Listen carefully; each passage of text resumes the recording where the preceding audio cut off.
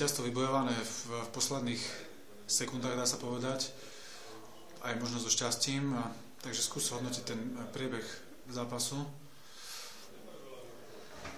Myslím si, že v našej situácii, kedy nám úplne citeľne chýba výrazná opora pod košom, je pre nás každý zápas ťažký a sú si toho vedomí aj súperi, ktorí skutočne nastupujú oveľa viac motivovaní, pretože cítia šancu vyhrať nad našim družstvom a bolo to vidno aj v dnešnom zápase, hoci sme dobre začali, víťazstvo po prvej štvrtine, super pridal na agresivite, veľmi ťažko sme sa s tým vysporiadavali.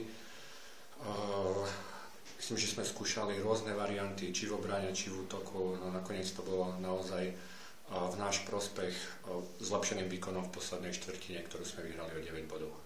Teší takéto víťazstvo? No samozrejme pre nás je každé víťazstvo dôležité a o to dôležitejšie si myslím, že je, pretože skutočne tie mladé hráčky, ktoré my tu máme,